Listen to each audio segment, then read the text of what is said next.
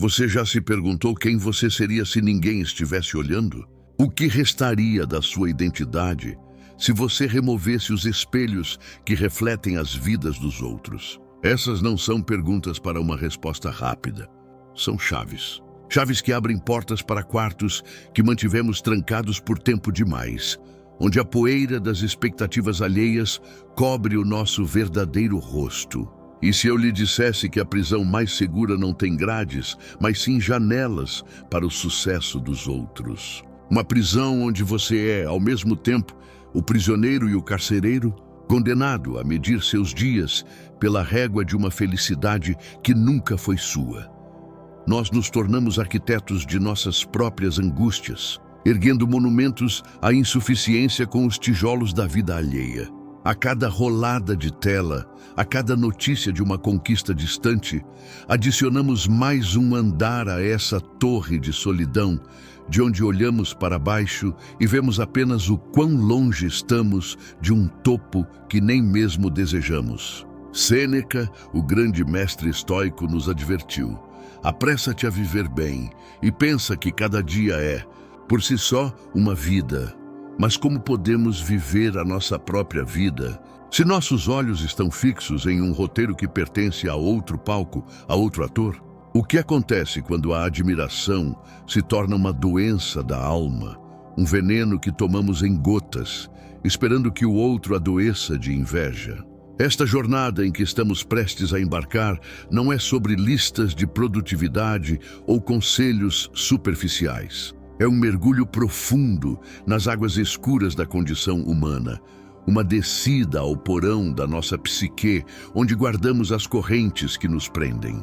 É um convite para uma rebelião silenciosa. Uma rebelião não contra os outros, mas contra a tirania dos nossos próprios julgamentos. A promessa aqui é perigosa e sedutora.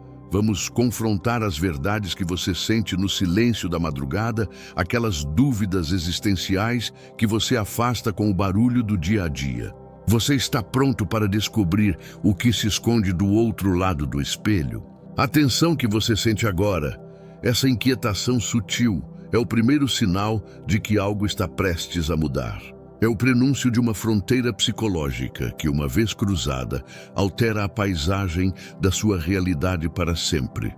Não estou aqui para lhe dar respostas, mas para devolver-lhe as perguntas certas. Perguntas que têm o poder de desmontar, peça por peça, as ilusões que nos impedem de respirar. O que está em jogo não é apenas o seu bem-estar, mas a posse da sua própria alma. A reconquista de um território interior que foi sutilmente invadido, colonizado pela opinião e pelo brilho artificial do mundo exterior. Portanto, respire fundo. O que faremos aqui é um ato de subtração sagrada. Vamos identificar e eliminar em silêncio 10 pesos que você carrega sem perceber. 10 sombras que dançam nos cantos da sua mente, ditando seus passos e silenciando sua voz autêntica. Não se engane, isto não será confortável. A verdade raramente é. Mas como nos ensinou o imperador Marco Aurélio em suas meditações, a nossa vida é aquilo que os nossos pensamentos fizerem dela.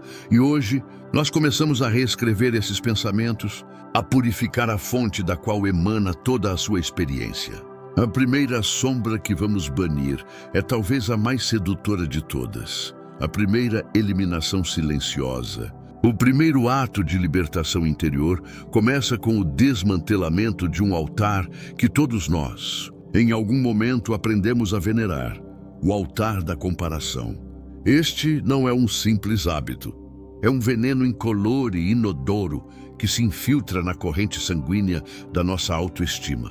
Uma doença da percepção que nos convence de que a nossa própria colheita é infértil apenas porque o jardim do vizinho parece mais verde. Olhar para o lado se tornou um reflexo tão instintivo que esquecemos como é sentir o chão sob os nossos próprios pés. Vivemos em um teatro fantasma, onde aplaudimos ou vaiamos a nossa própria performance com base no brilho dos holofotes alheios, sem perceber que o palco, o roteiro e a plateia são construções da nossa própria mente. Como disse Aristóteles, a inveja é a dor pela boa sorte dos outros. Mas o estoicismo nos leva a uma pergunta ainda mais profunda. Por que a sorte alheia, real ou imaginada, deveria ter qualquer poder sobre a nossa paz interior? A comparação é o ato de entregar a chave da sua cidadela interna a um estranho, permitindo que ele decida se você vive em um palácio ou em ruínas. Essa necessidade de nos medirmos contra o mundo exterior nasce de um profundo terror do vazio interior. O filósofo Friedrich Nietzsche falava da moral de rebanho, da necessidade de pertencimento que nos leva a sacrificar a nossa individualidade. A comparação é a expressão máxima dessa dinâmica. Buscamos no outro a confirmação do nosso próprio valor porque temos medo de não encontrar nada quando olhamos para dentro. É um eco daquela voz primordial que sussurra: você não é suficiente. E para calar essa voz, nos distraímos com a métrica da vida alheia, suas conquistas, seus relacionamentos, sua aparência. Construímos uma hierarquia imaginária e nos colocamos voluntariamente nos degraus mais baixos, sentindo um misto de dor e um estranho conforto na certeza da nossa própria inferioridade. É a mais sutil das autossabotagens, um sacrifício diário no altar da mediocridade, onde abrimos mão da nossa jornada única em troca da ilusão de participar de uma corrida que ninguém pode vencer, pois a linha de chegada muda a cada vez que olhamos para o lado. A cura estoica para essa enfermidade da alma não está em lutar contra o impulso de comparar, mas em compreendê-lo e então deixá-lo morrer de fome. Epicteto, o escravo que se tornou mestre, nos deixou uma das lições mais poderosas. O que te perturba não são os acontecimentos, mas a tua opinião sobre eles. A vida do outro não é, em si, uma afronta à sua. A promoção do seu colega, o casamento do seu amigo, a viagem daquela pessoa que você segue nas redes sociais, nada disso tem o poder de diminuir quem você é. O veneno não está no fato, mas no julgamento que você atrela a ele. É a história que você conta a si mesmo que transforma a felicidade alheia em um atestado do seu próprio fracasso. Eliminar a comparação, portanto, não é um ato de força, mas de sabedoria. É o reconhecimento silencioso de que a sua jornada tem seu próprio ritmo, seu próprio mapa e seus próprios tesouros, e que tentar decifrá-la com a bússola de outra pessoa é a rota mais segura para se perder. Imagine o peso que você carrega, a energia drenada em cada pensamento comparativo, a alegria que é abortada antes mesmo de nascer, o potencial que murcha sob a sombra da inveja. É como tentar correr uma maratona carregando uma âncora nos ombros. A comparação rouba o sabor das suas próprias conquistas e amplifica o amargor das suas derrotas. Ela sussurra mentiras que se tornam verdades. Você está atrasado, você não é tão bom, você nunca chegará lá. E nós, exaustos, acreditamos. O estoicismo nos convida a um ato de rebeldia radical. Focar obsessivamente na única arena onde temos controle absoluto, o nosso mundo interior. Como Marco Aurélio escrevia para si mesmo, em nenhum lugar o homem encontra um retiro mais tranquilo ou mais isento de preocupações do que em sua própria alma. A prática de eliminar a comparação é o primeiro passo para construir esse santuário interno, para fortalecer as suas muralhas contra a invasão das expectativas e dos julgamentos externos. Portanto, o movimento é sutil, mas profundo. Comece hoje a desviar o seu foco. Quando o impulso de olhar para o lado surgir, redirecione-o para dentro. Pergunte-se: o que eu posso controlar neste exato momento? Qual pequena ação posso tomar para avançar na minha própria jornada, por menor que seja o passo? Troque a admiração doentia pela inspiração saudável. Troque a inveja pela gratidão radical, pelo caminho que é unicamente seu. O abandono da comparação não cria um vazio, mas abre um espaço imenso para que algo novo possa florescer. O contentamento. A liberdade de ser simplesmente quem você é, sem a necessidade de validação ou aplausos. E aqui reside a pergunta que ecoará enquanto nos preparamos para o próximo passo. E se a sua verdadeira grandeza não estivesse em superar os outros, mas em superar a cada dia a versão anterior de si mesmo? A resposta a essa pergunta é o início da sua verdadeira liberdade. Agora que silenciamos o eco das vidas alheias, nos deparamos com um tirano ainda mais implacável: a nossa própria necessidade de controle. Este é o segundo demônio a ser destronado. É uma febre da alma, uma ilusão que sussurra que podemos ser os mestres de marionetes do universo, ditando cada movimento, cada resultado, cada sentimento. Vivemos como generais em uma batalha perdida antes mesmo de começar, traçando mapas meticulosos para territórios que pertencem ao caos, à sorte e à vontade dos outros. Essa ânsia por controle se manifesta como uma tensão constante nos ombros, uma mente que nunca descansa, repassando obsessivamente conversas passadas e ensaiando futuros hipotéticos. É a tentativa de construir uma fortaleza de certezas em um mundo que é, por natureza, um rio em constante fluxo. Maquiavel, em sua sabedoria pragmática, advertiu que a fortuna governa metade de nossas ações, mas a outra metade ele nos deixa governar. O problema é que, em nossa arrogância, tentamos usurpar a totalidade do poder, e é nessa tentativa que declaramos guerra à realidade. Uma guerra na qual a nossa paz é sempre a primeira vítima. A raiz dessa necessidade não é a força, mas o medo. Um medo abissal da incerteza. Um pavor de sermos vulneráveis, de sermos uma folha ao vento, sujeitos às tempestades do destino. Então, para nos protegermos dessa verdade desconfortável, nós nos apegamos ao leme com os nós dos dedos brancos, mesmo quando o navio já está sendo guiado pela correnteza. Tentamos controlar a opinião dos outros sobre nós, o afeto de quem amamos, o sucesso de nossos projetos, o fluxo imprevisível da saúde e da doença. Cada tentativa é um espasmo de ansiedade, um gasto colossal de energia em uma frente de batalha onde não temos nenhum poder. O grande Sócrates nos ensinou a beleza do "só sei que nada sei", uma confissão de humildade intelectual. Os estoicos levaram essa humildade para o campo da ação. Eles não viam a aceitação do incontrolável como fraqueza, mas como o mais alto grau de sabedoria e a única estratégia viável para uma vida serena. Continuar lutando para controlar o incontrolável é como gritar com uma tempestade, esperando que ela obedeça. A tempestade não se importa, e a sua voz é a única que se perde rouca e inútil no meio do caos. É aqui que a filosofia estoica nos oferece a sua ferramenta mais afiada, a chamada dicotomia do controle, imortalizada por Epicteto em uma frase que deveria ser gravada em nossas mentes. Das coisas existentes, algumas estão em nosso poder, outras não. Em nosso poder estão a opinião, o impulso, o desejo, a aversão, em suma, tudo o que é obra de nossa própria mente. Fora do nosso poder estão o corpo, as posses, a reputação, os cargos, tudo o que não é obra nossa. Essa distinção não é um mero exercício intelectual. É a fronteira entre a sanidade e a loucura, entre a paz e o tormento perpétuo.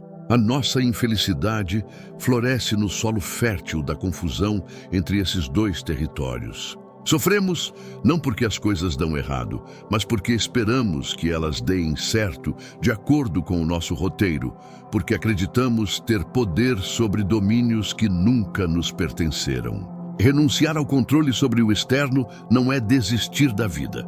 É, paradoxalmente, começar a vivê-la de verdade, focando toda a nossa energia no único império que podemos, de fato, governar. O império de nossas escolhas, de nossas reações, de nosso caráter. Pense nos seus relacionamentos. Quantas vezes você tentou moldar o outro à sua imagem e semelhança, controlar seus sentimentos, prever suas ações? Esse desejo não é amor, mas uma tentativa de posse, uma forma de apagar a liberdade do outro para acalmar a sua própria insegurança. O amor que tenta controlar é um amor que já morreu e se tornou um jogo de poder. A verdadeira conexão nasce no espaço da aceitação, na coragem de permitir que o outro seja quem ele é, independentemente do seu roteiro. O mesmo vale para suas metas. Você pode controlar o seu esforço, a sua dedicação, a sua disciplina. Você não pode controlar o resultado final.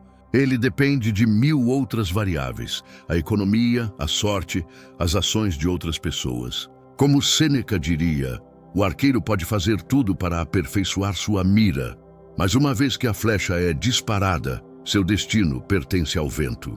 A paz não está em garantir que a flecha atinja o alvo, mas em saber que você fez tudo o que estava em seu poder para mirar bem. O resto é apenas fumaça. A eliminação da necessidade de controle, portanto, é um ato de soltura. É o relaxar deliberado das mãos. É a troca da armadura pesada da ansiedade pela leveza da confiança no processo. Começa com uma pergunta simples, a ser feita dezenas de vezes ao dia. Isto está sob o meu controle? Se a resposta for não, o seu trabalho é um só: aceitar. Não com resignação passiva, mas com a serenidade ativa de quem sabe onde suas verdadeiras batalhas devem ser travadas. Isso é amor fati, o amor ao destino, a capacidade de abraçar tudo o que a vida apresenta, não como um obstáculo, mas como matéria-prima para o exercício da virtude. E ao soltar as rédeas do mundo, algo mágico acontece. Você recupera as rédeas de si mesmo. A próxima pergunta que paira então é inevitável. Se não estamos mais ocupados tentando controlar o mundo, para onde voltamos a nossa atenção? O que fazemos com toda essa energia recém-libertada? A resposta nos levará diretamente ao nosso terceiro pilar. Com as mãos agora livres da ilusão do controle, descobrimos que elas, por instinto, assumem a forma de uma concha, estendidas em súplica. E o que elas pedem? Aprovação. Esta é a terceira sombra a ser banida, talvez a mais sedutora de todas, a busca incessante pela validação externa. É um vício tão profundo, tão entrelaçado em nosso tecido social, que mal o reconhecemos como uma jaula. Tornamo-nos atores em um palco universal, recitando falas que não escrevemos, vestindo figurinos que não nos servem, tudo pela possibilidade de ouvir o som fugaz de um aplauso. Transformamos a opinião alheia em nosso norte magnético e, com isso, perdemos completamente o senso da nossa própria direção. Vivemos olhando para os outros, não para nos compararmos, mas para nos vermos refletidos em seus olhos, tentando decifrar se a imagem que projetamos é digna de ser amada, respeitada ou sequer notada. Luís XIV, o Rei Sol, declarou «L'état c'est moi», o Estado sou eu, uma afirmação de poder absoluto. Nós, em nossa fragilidade, sussurramos para a plateia invisível: eu sou o que vocês pensam de mim. A mais absoluta declaração de impotência. Esta fome de aprovação é o sintoma de uma alma que se esqueceu de como se nutrir. É uma sede que tentamos saciar com água salgada. Quanto mais bebemos da validação alheia, mais desidratados de nós mesmos ficamos. Cada like, cada elogio, cada aceno de concordância é uma gota de dopamina, um alívio momentâneo para uma ferida crônica. A dúvida sobre o nosso próprio valor. Nietzsche falou sobre como a sociedade domestica o indivíduo, criando um animal de rebanho que teme se desviar da norma. A busca por aprovação é a coleira que nos mantém dóceis e previsíveis. Entregamos a nossa autenticidade como um imposto para pertencermos ao grupo, sacrificando as nossas verdades mais profundas no altar da aceitação social. O medo de ser julgado, de ser rejeitado, de ser mal interpretado, torna-se o editor de nossas vidas, cortando as cenas mais ousadas, reescrevendo os diálogos mais honestos, até que o roteiro final seja uma obra morna, inofensiva e completamente desprovida da nossa essência selvagem e única. O antídoto estoico para este veneno não é a arrogância ou o desprezo pela opinião alheia, mas a construção de uma fortaleza interior tão sólida que os ventos do julgamento externo não consigam abalar suas fundações. É o que Marco Aurélio praticava em suas meditações noturnas, lembrando a si mesmo: o que os outros dizem de ti não tem importância. Sê como a esmeralda que mantém a sua cor, independentemente do que pensem dela. A sua tarefa não é convencer o mundo do seu valor, mas sim convencer-se a si mesmo. E essa convicção não nasce de afirmações vazias, mas de ações virtuosas. O estoico busca ser o seu próprio juiz, e o único tribunal que importa é o da sua própria consciência. A liberdade começa no exato momento em que você percebe que não precisa da permissão de ninguém para ser quem você é.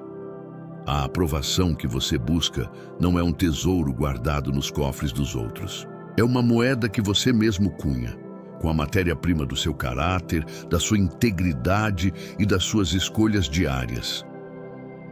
Pense na energia que você despende tentando agradar a todos. É uma tarefa condenada ao fracasso, pois o que agrada a um, desagrada a outro. Ao tentar ser tudo para todos, você acaba por não ser nada para si mesmo. É uma traição silenciosa, um suicídio lento da alma. A prática de eliminar a necessidade de aprovação é um retorno a si mesmo.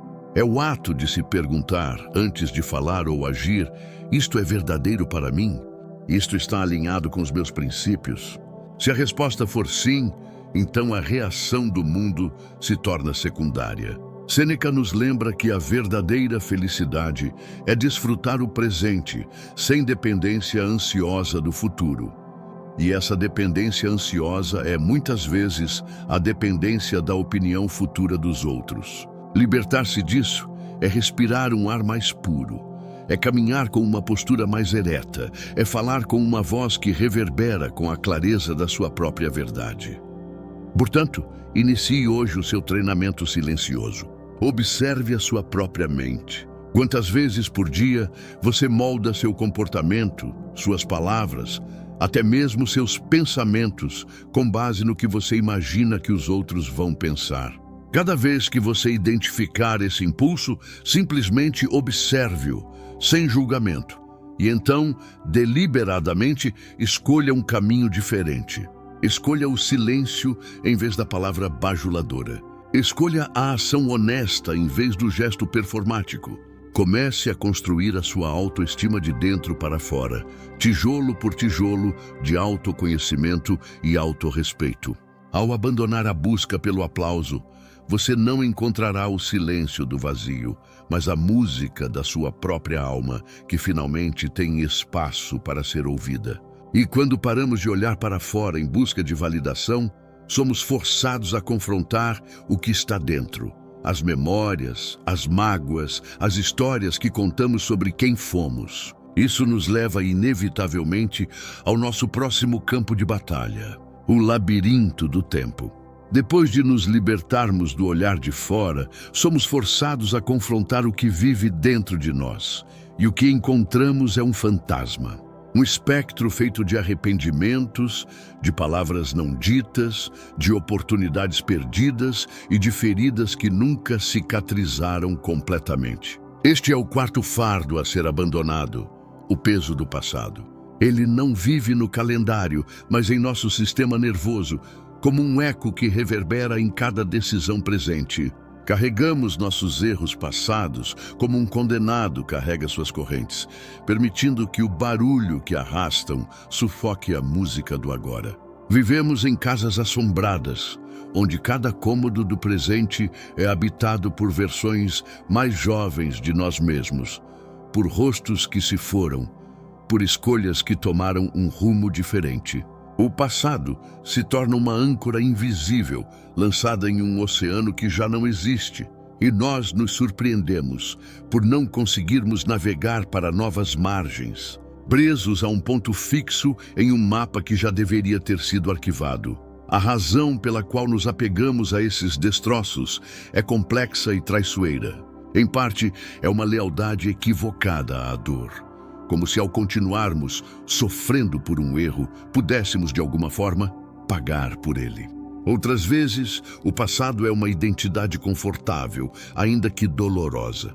A história da nossa ferida, da nossa injustiça, da nossa falha, torna-se a narrativa central de quem somos. Abandoná-la seria como saltar de um penhasco para o desconhecido, pois quem seríamos nós sem as nossas cicatrizes para nos definir? E assim nós ruminamos. Repassamos as cenas em um looping infinito, como um diretor obcecado, ajustando a iluminação, reescrevendo os diálogos, na esperança vã de que, desta vez, o final seja diferente. Mas ele nunca é. Como Sêneca observou com sua clareza cortante, sofremos mais vezes na imaginação do que na realidade. O evento original nos feriu uma vez. Nossa memória, no entanto, nos fere 1000 vezes a cada dia, transformando uma dor aguda e finita em um sofrimento crônico e auto-infligido. O estoicismo nos confronta com uma verdade brutal e libertadora: o passado está morto. Ele existe apenas como um traço em nossa mente, uma impressão neural. Não tem substância, não tem poder, a não ser aquele que nós lhe concedemos no momento presente. A sua dor não vem do evento em si, mas do seu julgamento contínuo sobre ele. Marco Aurélio, em suas conversas consigo mesmo, buscava essa libertação através da perspectiva. Tudo o que acontece, e acontece como deveria, e se observares cuidadosamente, descobrirás que é assim. Isso não é um chamado para aprovar as tragédias, mas para aceitar a sua irreversibilidade. O trabalho do sábio não é tentar mudar o que foi, mas usar o que foi como matéria-prima para a virtude no agora. A pergunta estoica não é: por que isso aconteceu comigo? E mais sim, dado que isso aconteceu, como posso usar isso para me tornar uma pessoa melhor, mais forte, mais sábia, aqui e agora? O passado, então, deixa de ser uma sentença e se torna uma sala de aula. O custo de viver acorrentado ao passado é imenso.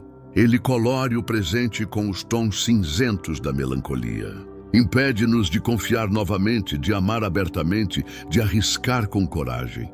Vemos o mundo através de um véu de experiências antigas, projetando os fantasmas de ontem nos rostos das pessoas de hoje. Cada nova oportunidade é avaliada pelo arquivo de nossas falhas anteriores. A alegria se torna suspeita e a paz inatingível, pois uma mente que vive no passado está sempre em estado de luto ou de alerta.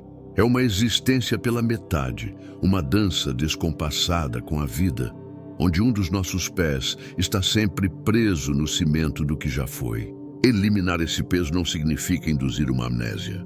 A memória é essencial para o aprendizado. Significa, sim, desarmá-la de seu poder emocional. É olhar para trás e ver apenas informações, não mais acusações. É o ato de perdoar, não porque o outro mereça, mas porque você merece paz. A libertação, portanto, é um ato consciente de renegociação com a própria história. É sentar-se com os seus fantasmas, não para lutar com eles, mas para ouvi-los uma última vez e, então, se despedir.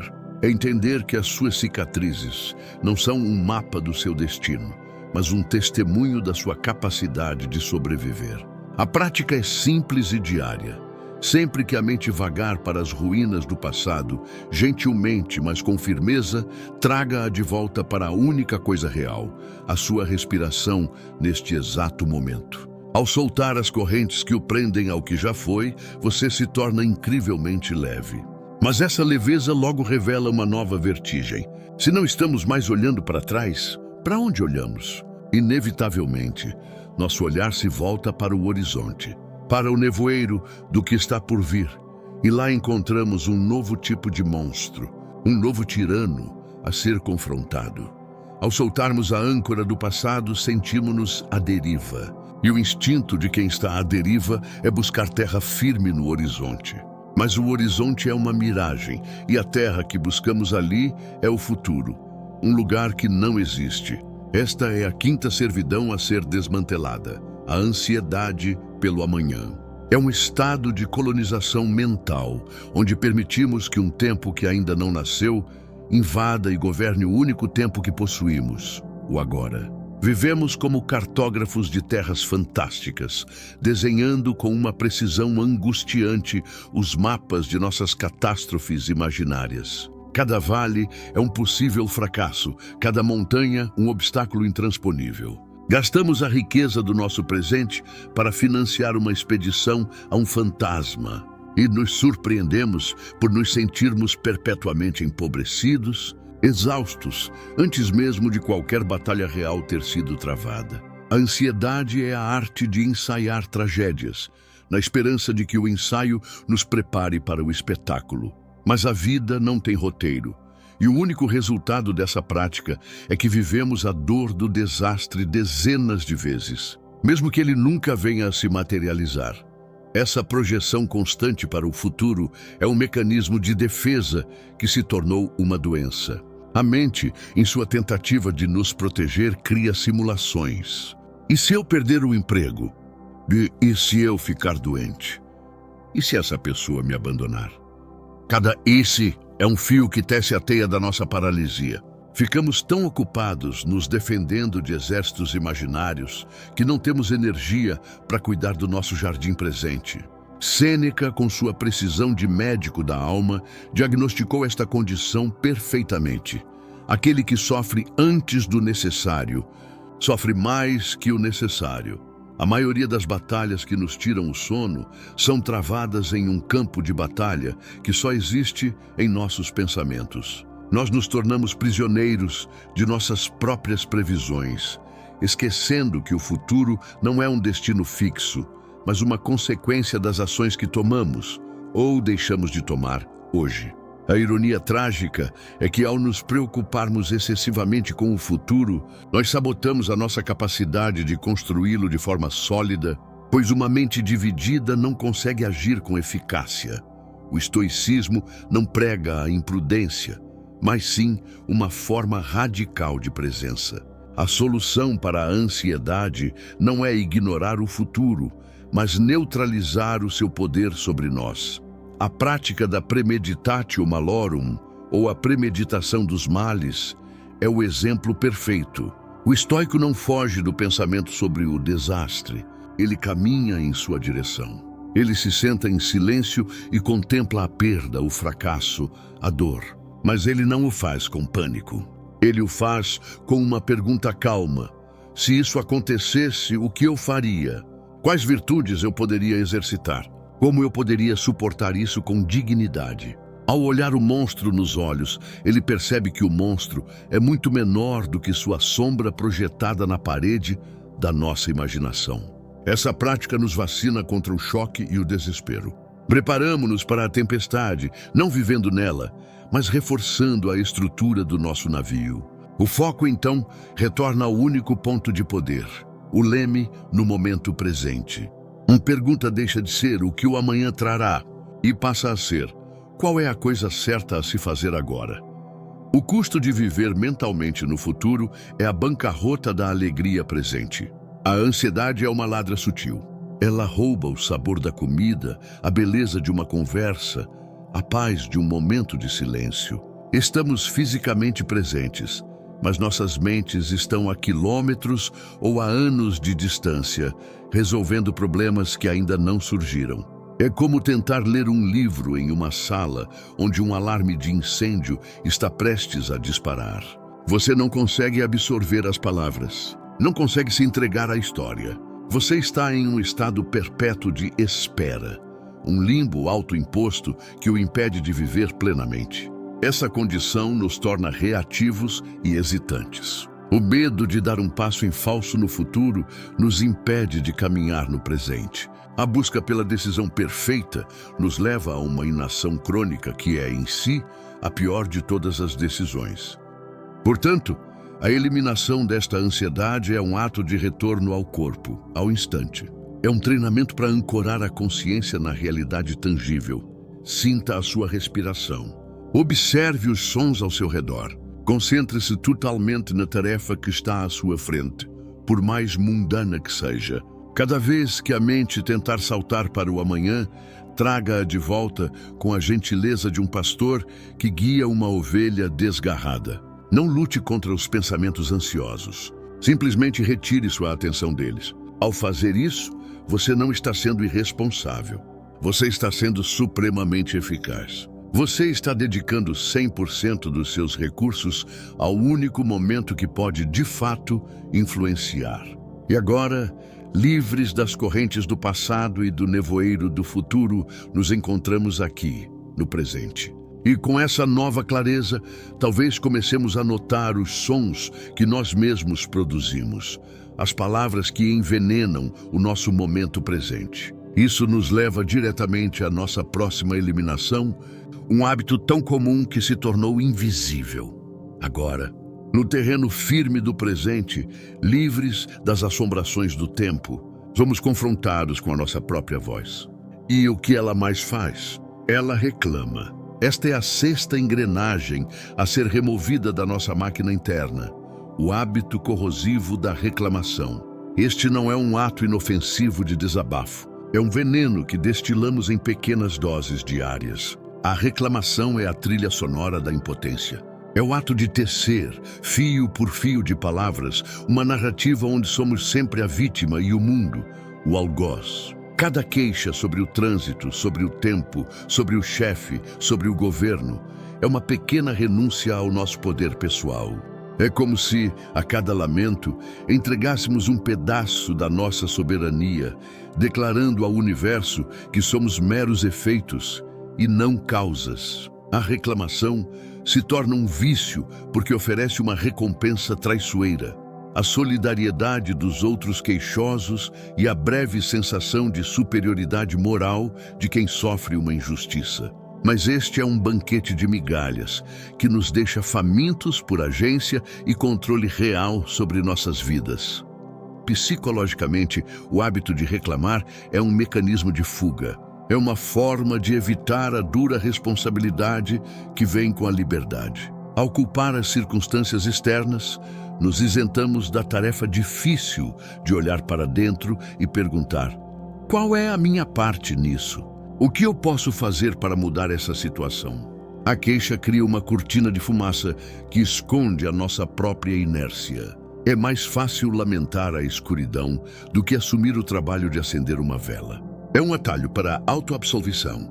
Friedrich Nietzsche nos alertaria sobre o ressentimento, a moralidade dos fracos que, incapazes de criar seus próprios valores, definem-se pela negação e pela crítica do que é externo a eles. A reclamação é a linguagem do ressentimento. É a confissão de que a nossa felicidade depende de fatores externos alinhados perfeitamente ao nosso gosto, uma condição que a realidade jamais irá satisfazer.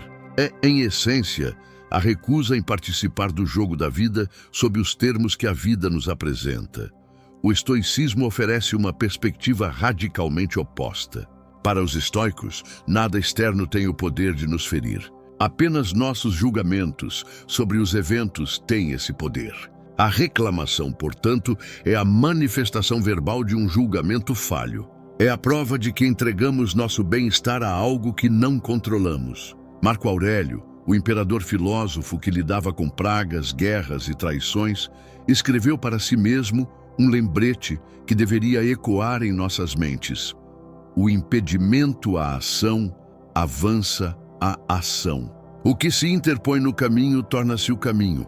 Onde a mente queixosa vê um beco sem saída, a mente estoica vê uma oportunidade para exercitar a criatividade, a paciência, a resiliência. A chuva que cancelou seus planos não é ruim, ela simplesmente é. A sua reclamação não vai parar a chuva, apenas vai garantir que você sofra duas vezes, uma pela chuva e outra pela sua própria negatividade. A pergunta estoica diante de qualquer adversidade não é por que isso está acontecendo, mas o que isso exige de mim. O custo oculto deste hábito é a reprogramação do nosso cérebro. Quanto mais reclamamos, mais o nosso cérebro se torna eficiente em detectar o negativo. Criamos um filtro de percepção que busca ativamente por falhas, problemas e injustiças, enquanto se torna cego para as oportunidades, para a beleza e para as razões de gratidão. A reclamação é um ímã de negatividade. Ela afasta pessoas proativas e atrai outros reclamadores, criando câmaras de eco de descontentamento que se retroalimentam. Ela drena a energia vital, que poderia ser investida na solução de problemas. Cada minuto gasto se queixando é um minuto que não foi gasto construindo, aprendendo ou melhorando.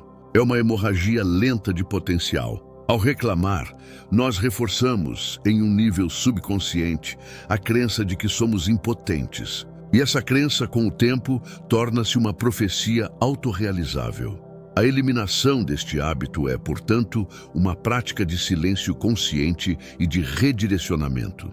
O desafio não é fingir que os problemas não existem, mas mudar a resposta padrão a eles. Quando o impulso de reclamar surgir, faça uma pausa, respire e então force a sua mente a seguir um novo caminho. Pergunte: existe uma ação que eu possa tomar para melhorar isso, por menor que seja? Se a resposta for sim, canalize a energia da queixa para essa ação. Se a resposta for não, a tarefa é praticar a aceitação. É o exercício de dizer a si mesmo: isto está fora do meu controle. Não gastarei minha paz de espírito em uma batalha que não posso vencer. Ao silenciar a voz da queixa, um novo espaço mental se abre. E nesse silêncio, talvez comecemos a notar para onde nossa mente crítica se volta a seguir. Não mais para as circunstâncias, mas para as pessoas. E isso nos leva diretamente ao nosso próximo vício. Ao silenciarmos a voz da reclamação sobre as nossas circunstâncias, descobrimos que o tribunal interior não fecha as suas portas. Ele apenas muda o réu. E o novo acusado é sempre o outro. Chegamos ao sétimo vício a ser extirpado: o impulso de julgar. Este não é um mero processo de avaliação, mas um ato de condenação disfarçado de observação.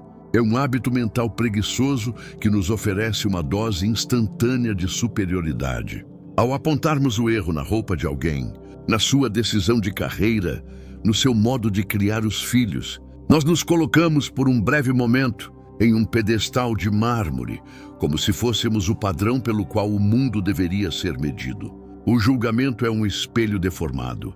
Muitas vezes, o que mais nos irrita e nos leva a sentenciar no outro é um reflexo sombrio de uma falha, de um medo ou de um desejo que não admitimos em nós mesmos. Tornamo-nos juízes em um tribunal fantasma, proferindo sentenças sobre casos que não compreendemos, baseados em evidências parciais e testemunhos enviesados, sem perceber que cada golpe de martelo ecoa, na verdade, dentro da nossa própria alma.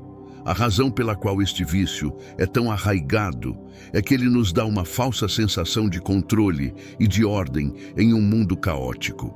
É mais fácil rotular alguém como arrogante, incompetente ou imoral do que fazer o trabalho complexo de tentar compreender a sua história, as suas lutas, as suas intenções. O julgamento é um atalho cognitivo que nos poupa da difícil tarefa da empatia. Ele também serve como uma poderosa distração. Enquanto a nossa atenção está focada em dissecar os defeitos alheios, não precisamos encarar os nossos próprios. É a tática de quem, com a casa em chamas, se ocupa em criticar a grama mal aparada do vizinho. Essa prática nos conecta a outros através da cumplicidade da fofoca e do desprezo compartilhado. Uma forma de vínculo social baseada no que há de mais baixo em nós.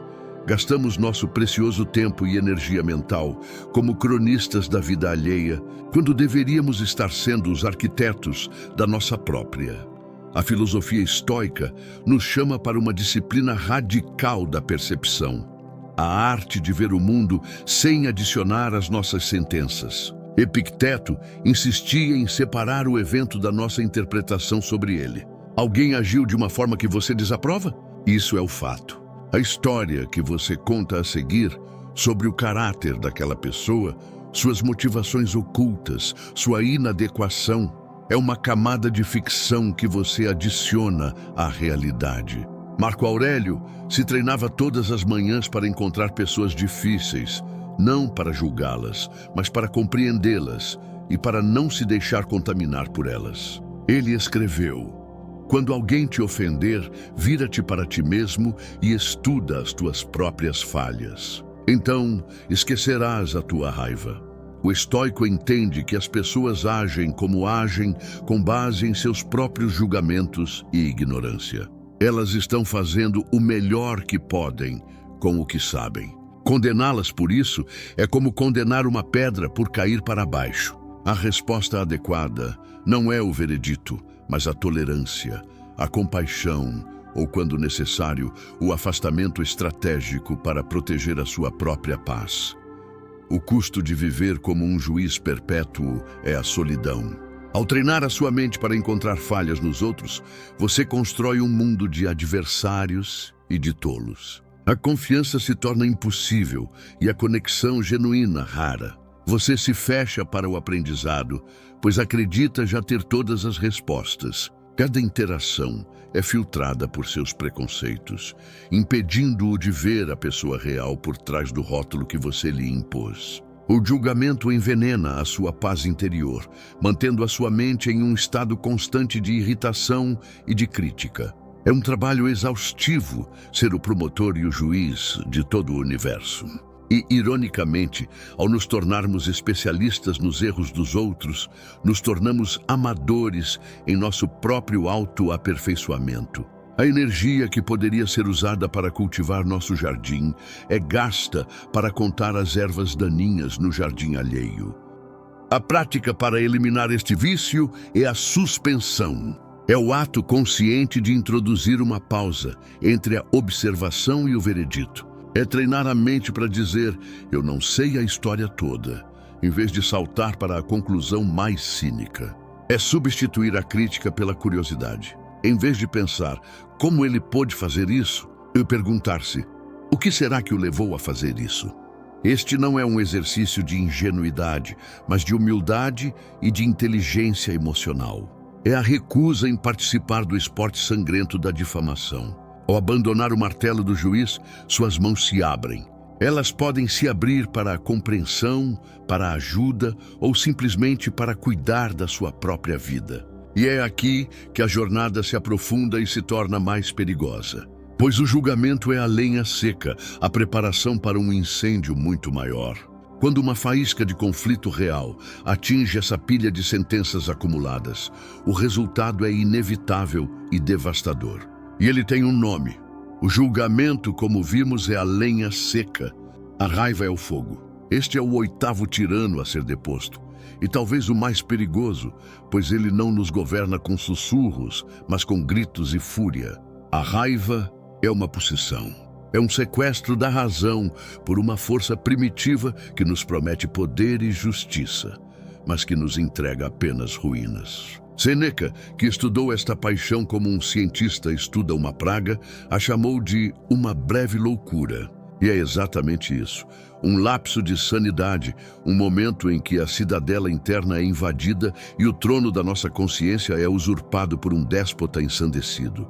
Sob o seu comando, o sangue ferve, os músculos se tensionam e a visão se afunila até que o mundo inteiro se resuma a um único ponto: a ofensa, a injustiça, o obstáculo. Nesse estado, não somos mais nós mesmos. Somos instrumentos de uma força cega, marionetes dançando ao som de um tambor de guerra que ecoa em nossos ouvidos, nos impelindo a dizer o que não deve ser dito e a fazer o que não pode ser desfeito. A grande mentira da raiva é que ela é útil. Nós a defendemos como uma ferramenta necessária, um sinal de que nos importamos, uma arma para corrigir os erros do mundo. Acreditamos que a fúria é uma prova de força, uma forma de demarcar nosso território e exigir respeito. Mas esta é a mais traiçoeira das ilusões. A raiva não é um sinal de poder, mas a confissão de uma impotência profunda. É o grito de alguém que sente que perdeu o controle. É a prova de que algo ou alguém externo conseguiu penetrar nossas defesas, atravessar nossos muros e nos desestabilizar por completo. Um verdadeiro rei não precisa gritar para provar sua autoridade. Sua calma é o seu cetro. A raiva, por outro lado, é o barulho de um trono vazio. Ela nos faz sentir momentaneamente grandes, mas nos deixa permanentemente diminuídos, pois revela ao mundo, e mais importante, a nós mesmos, o quão frágil é a nossa paz e o quão superficial é o nosso autodomínio. O tratamento estoico para a raiva é a prevenção e a dissolução, nunca a justificação. Os estoicos a viam não como uma emoção inevitável, mas como o produto final de uma cadeia de julgamentos equivocados. Primeiro, julgamos que fomos ofendidos. Segundo, julgamos que essa ofensa é grave. Terceiro, julgamos que uma resposta agressiva é não apenas justificada, mas necessária. É nessa terceira etapa que a razão capitula e a loucura assume. O grande remédio, ensinava Sêneca, é o adiamento. Quando estiveres irado, não digas nem faças nada. A prática consiste em criar um espaço entre o gatilho e a reação. Uma pausa, uma respiração profunda, um momento para que a onda de adrenalina recue e uma fresta de lucidez possa surgir. Nessa fresta, podemos nos questionar: isso é realmente tão importante? Essa pessoa agiu por maldade ou por ignorância? A minha fúria vai melhorar a situação ou apenas incendiá-la? A raiva não sobrevive ao escrutínio da razão. Ela é um fogo que precisa de impulso e de falta de oxigênio para prosperar. A pausa é o que lhe corta o combustível. O rastro de destruição deixado pela raiva é vasto e muitas vezes irreparável.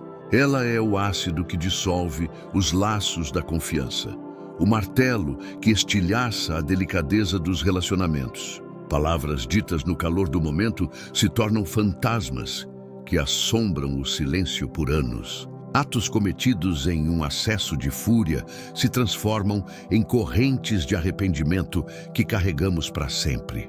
A raiva queima a ponte que talvez precisássemos cruzar amanhã. E o dano não é apenas externo.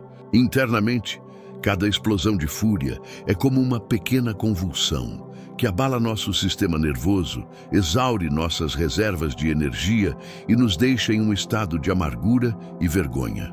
É o ato de beber veneno esperando que o outro morra. No final, o único que se consome somos nós. A tirania da raiva é absoluta porque, mesmo quando vencemos a discussão, perdemos a batalha mais importante, a batalha pela nossa própria serenidade. A eliminação da raiva é, portanto, o treinamento de um guerreiro da paz interior. Começa com a humildade de admitir a nossa própria fragilidade diante dela e a decisão de não mais sermos seus servos. É um trabalho diário de autoobservação, de identificar nossos gatilhos, de entender as histórias que contamos a nós mesmos para justificar nossa ira. É a escolha deliberada de valorizar a nossa tranquilidade acima da satisfação fugaz de ter razão ou de dar o troco. Ao desarmar a raiva, não nos tornamos passivos ou indiferentes. Pelo contrário, nos tornamos imensamente mais fortes e eficazes. A calma nos dá clareza para resolver conflitos. A paciência nos dá a sabedoria para persuadir. E o autocontrole nos torna uma presença inabalável. E quando a fumaça dessa grande fogueira emocional se dissipa, percebemos que por baixo dela há uma outra brasa, mais silenciosa e constante. Um descontentamento crônico, uma fome que nos move. E é para essa fome que agora nos voltamos. Extinto o fogo da raiva, o que resta é um vazio cinzento, uma terra de ninguém dentro de nós. E é nesse vácuo que floresce o nosso nono adversário, a sede insaciável por mais. Este não é um desejo saudável por crescimento, mas uma doença da alma, um apetite que cresce à medida que é alimentado. É a esteira rolante hedônica, em sua forma mais pura, a corrida infinita em direção a um horizonte que recua a cada passo que damos. Vivemos sob o feitiço de que a felicidade é um destino a ser alcançado, um tesouro escondido atrás da próxima promoção, da próxima aquisição, do próximo relacionamento.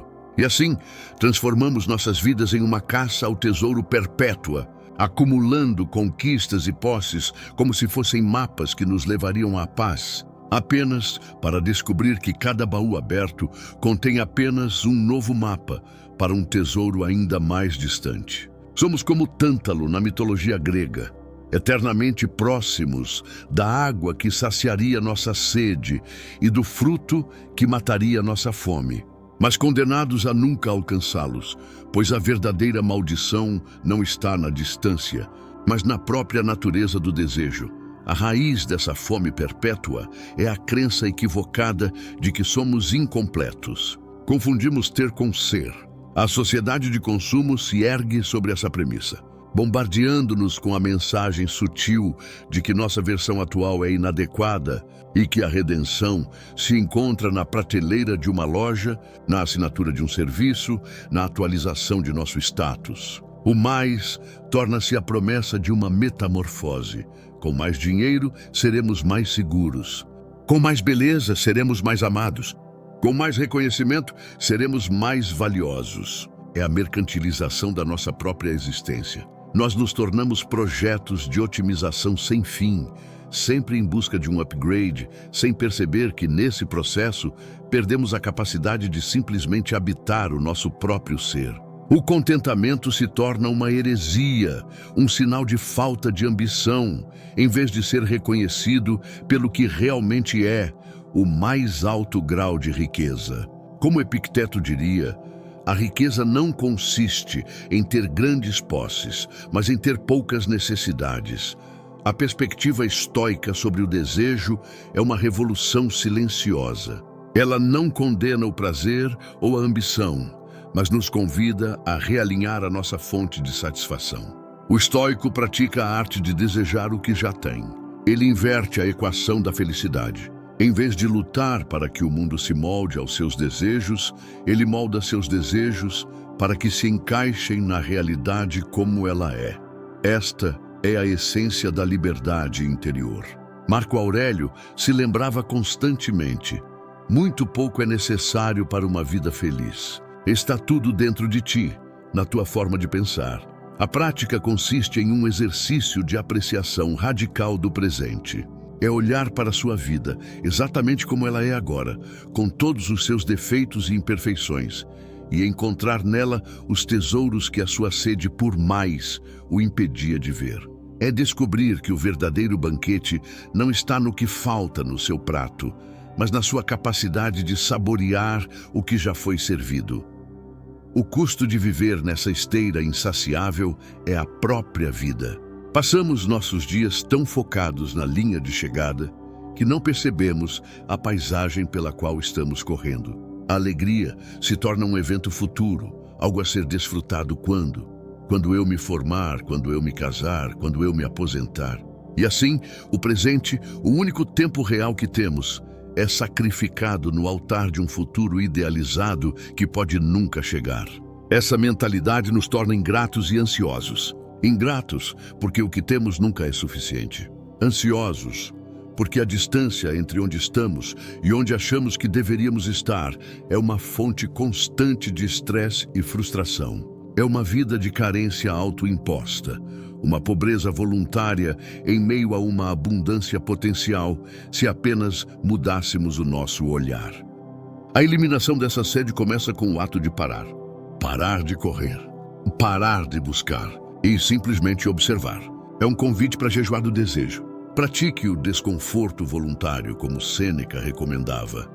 Passe alguns dias com menos para descobrir o quão pouco você realmente precisa e para apreciar mais o que você tem. Celebre as pequenas coisas. Agradeça não apenas pelas grandes conquistas, mas pelo pão na mesa, pela conversa com um amigo, pela simples dádiva de estar vivo. Ao fazer isso, você não está se resignando a uma vida menor. Você está descobrindo a vastidão que existe na simplicidade. E ao encontrar essa riqueza interior, você se torna invulnerável à pobreza externa. Mas mesmo com essa nova paz, resta um último inimigo. Um inimigo íntimo, o mais sutil de todos. É a voz que sussurra em nosso ouvido, justificando nossa paralisia. É o arquiteto de todas as nossas jaulas. E ele está prestes a ser desmascarado. Chegamos ao coração das trevas, ao centro do labirinto. Aqui não há monstros visíveis, apenas uma voz. Uma voz calma, racional e terrivelmente persuasiva que pertence ao nosso 10º e último fantasma. O arquiteto de todas as nossas prisões, o mestre da inércia, a desculpa. Esta não é uma força externa que nos ataca. É uma sabotagem que brota de dentro. Uma névoa que fabricamos para obscurecer o caminho do dever. As desculpas são as histórias que contamos a nós mesmos para justificar o abismo entre quem somos e quem poderíamos ser. Eu não tenho tempo. Eu não sou bom o suficiente. Vou começar amanhã. Cada uma dessas frases é um tijolo na parede que construímos entre nós e a vida que afirmamos desejar. Elas são a mais sutil e perigosa forma de auto-engano, pois se disfarçam de lógica e de prudência, quando, na verdade, são a mais pura expressão do medo. Medo do fracasso, medo do sucesso. Medo do trabalho duro, que a transformação exige. Este mecanismo é o guardião da nossa zona de conforto. A desculpa é o feitiço que nos convence de que a nossa jaula atual, com suas misérias familiares, é preferível à vastidão assustadora da liberdade. E por que fazemos isso? Porque a responsabilidade radical que o estoicismo exige é um fardo pesado. É mais fácil se ver como vítima das circunstâncias do que se admitir como o autor da própria estagnação. A desculpa nos oferece um álibi, uma forma de preservar nosso ego intacto diante de nossas próprias falhas. Ela nos permite sonhar com a glória sem ter que enfrentar a arena. Como Aristóteles nos ensinou, nós somos aquilo que fazemos repetidamente. A excelência, então, não é um ato, mas um hábito. As desculpas são o anti-hábito. São a prática diária e repetitiva da mediocridade, a arte de adiar a vida, até que o tempo para vivê-la tenha se esgotado. Elas são a canção de ninar que cantamos para a nossa própria ambição, até que ela adormeça para sempre. A filosofia estoica é uma declaração de guerra contra as desculpas. Ela nos ensina que, independentemente das circunstâncias externas, o nosso poder de escolha, a nossa prohairesis, permanece invicto. Epicteto, que viveu como escravo, é o exemplo supremo disso. Ele não tinha controle sobre seu corpo, sobre sua liberdade física, mas exercia um controle absoluto sobre sua mente. Ele nos diria que não são as nossas condições que nos definem, mas as nossas respostas a elas. A frase "eu não posso" é, na maioria das vezes, uma tradução de "eu não quero pagar o preço". O estoicismo nos arranca esse álibi. Ele nos coloca de frente para o espelho e nos força a encarar a única pessoa responsável por nossa vida, nós mesmos. Marco Aurélio se exortava em suas meditações: não te permitas mais pretextos para adiar o bem. Que cada dia seja o teu último, não há depois. O único tempo para a ação, para a virtude, para a coragem é agora. O custo das desculpas é a mais trágica das perdas, a perda de uma vida não vivida. É o potencial que murcha na videira, o livro que nunca foi escrito, o amor que nunca foi declarado, a mudança que nunca foi feita. Anos depois, olhamos para trás e o que vemos não são as cicatrizes das batalhas que perdemos, mas o vazio liso das batalhas que evitamos. É o amargo sabor do arrependimento, que é muito mais doloroso do que o gosto metálico de qualquer fracasso. A desculpa é uma ladra que não rouba nossas posses, mas nosso tempo e nosso respeito próprio. Cada vez que cedemos a ela, uma pequena parte de nós morre. A nossa alma se torna um cemitério de versões melhores de nós mesmos, versões que foram sacrificadas no altar da conveniência e do medo. A eliminação final, portanto, é a mais crucial. É o ato de se tornar um caçador implacável de suas próprias mentiras. é desenvolver um ouvido interno que detecta a melodia sedutora da justificação e a interrompe antes que ela o embale. A prática é a da honestidade brutal. Quando a voz da desculpa surgir, confronte-a, desmascare-a, pergunte a si mesmo: isto é uma limitação real ou é uma história que estou contando para me proteger? Troque o vocabulário da impotência pelo da ação. Em vez de "eu não tenho tempo", diga "isso não é uma prioridade". Veja o poder que essa mudança lhe devolve. Ao matar a desculpa, você mata o carcereiro. As paredes da sua prisão, que pareciam tão sólidas, revelam-se feitas de fumaça. E você se vê, talvez pela primeira vez, de pé no campo aberto da sua própria vida, livre. Mas o que se faz com essa liberdade? O que resta quando as 10 sombras são banidas? O que vem depois do fim da luta? E assim o silêncio. As 10 sombras recuaram. O campo de batalha está vazio. Mas este não é o silêncio do fim. É o silêncio que precede a verdadeira vida. É o espaço limpo onde algo novo pode finalmente brotar. Não se engane, as sombras não foram destruídas para sempre. Elas são parte de nós. Mas agora você as conhece pelo nome. Você aprendeu a dança, sentiu o peso delas e escolheu conscientemente não mais ser seu servo. O que resta não é um troféu, não é um destino final, mas uma quietude. Uma quietude que não é ausência de ruído, mas presença de si mesmo. A jornada não era sobre se tornar um super-humano de mármore, imune à dor, mas sobre se tornar profundamente humano, capaz de sentir sem ser destruído, capaz de se importar sem ser aprisionado, capaz de entregar sem se esvaziar. As perguntas que iniciaram nossa jornada. Quem você seria se ninguém estivesse olhando? Agora ecoam de forma diferente. Elas não são mais uma acusação, mas um convite. A liberdade que você encontrou não está em uma resposta, mas na coragem de viver dentro dessa pergunta, dia após dia. O amor verdadeiro, você agora pressente, não é segurar com força, mas ter as mãos abertas. A verdadeira força não é controlar a tempestade, mas ser a âncora serena no coração dela. Essas verdades não são aprendidas, são reconhecidas. Elas já moravam em você, em um quarto silencioso, esperando que você abrisse a porta. O que mudou não foi o mundo, mas os olhos com os quais você o vê. Talvez dias depois, no silêncio da madrugada ou no olhar de um estranho, uma última pergunta flutuará até a superfície da sua consciência. E se a felicidade nunca foi sobre adicionar algo, mas sobre deixar ir? Essa pergunta é a semente. Deixe-a crescer. Não a sufoque com respostas. Apenas viva com ela.